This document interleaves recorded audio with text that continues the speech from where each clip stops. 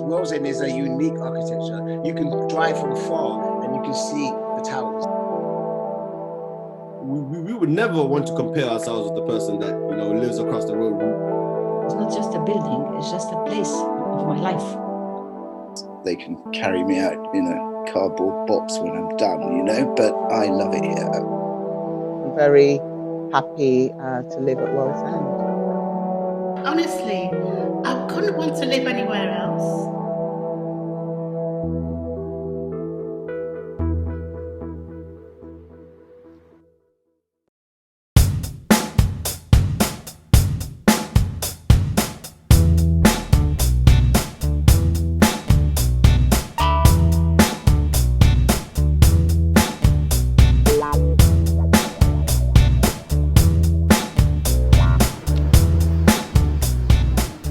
As soon as the estate was first being built, we were actually one of the first family. We were practically the first black family to actually move there. I tell you, all I can remember was my eyes were just wide open. My eyes were just wide open from excitement. Everything was just shining bright white.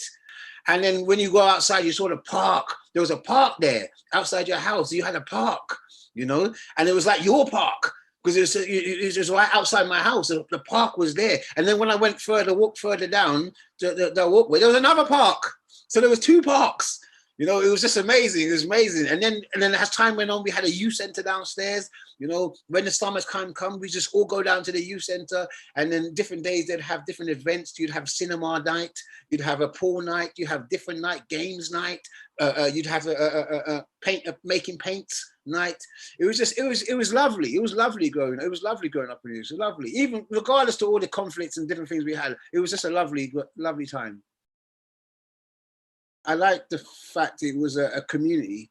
You know, we had everything there. We didn't really need to go out. We had a laundrette, we had shops, we had a community. You know, we had everything there really that we didn't need to explore outside other areas. You know, everything we wanted was at our doorstep. So I kind of liked it in that respect there. And there was a lot of community spirit. I would like see old women with their shopping bags, and I'll take their shopping and walk them same way we're walking along the walkway to their house. You know, people would see my mum and say, "Oh, I love your son. He's always helping me with my shopping," and stuff like that. And it was always like that. My friends would see my mum would help her with her shopping. It was really a community kind of base there.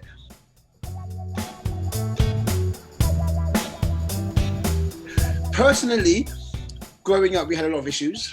We did have a lot of issues growing up. I'm not going to lie, because being the one of the few black families, well, the only black family that I knew of there on the estate originally, we had a lot of racial tension and a lot of issues growing up on the estate. But we overcame it. Now you're seeing the youths kind of running the estate separately. And I think that it's a bit sad because it's taken away the community element of it. It's still there, but it's not binding it as strong. I don't think the youths of today have the same amount of respect as we did for our elders as they do now. Me working as a police constable now, I can probably see the differences of that community base. My current role is a schools officer. So during this COVID period, I've been a schools officer. So I go a lot of the schools in the local areas, you know, and this has been challenging because I'm just trying to talk to these kids and trying to put them in the right way. And it's difficult because, you know, kids are going to be kids. For them to understand the seriousness of COVID, they're not really understanding it. And also it's not clear for them. You know, one minute they're in schools congregating with lots of them, and all of a sudden when they come out, they're expected not to be in more than 5. And, you know, and I'm here, I've got to try and police that. So I've got to try and educate them that, guys, come on, man, you know, it's for your own safety. You still got to go back to your family and your parents. You've got to keep them safe. So yeah, it's just about having that good rapport with them, really. I think for me, the most positive thing in that estate, for me personally, was having the estate where it was, you know, because I think coming out of that estate, the world outside was a different world from inside the estate. It was like 2 different worlds. It's hard to explain, but there were 2 different worlds. And I think I needed that. I needed that to show me that anything's possible. If I hadn't have grown up on that estate, I think I probably would have lived the lives of the majority of people that grew up on the estate. But that particular estate and where it was and being exposed to another life outside showed me that it's possible. And I was fortunate to meet someone who lived on that other side. You know, so I got to see the other side firsthand.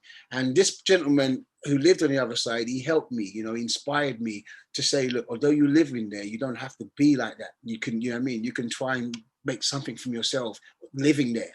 And that's what I think inspired me to be there and use that as my story to come out of the place. So I'm really grateful for being brought up on that estate, because I think that, you know, where it was, the location of it, the community of it, everything of it led me on to do so much greater things afterwards.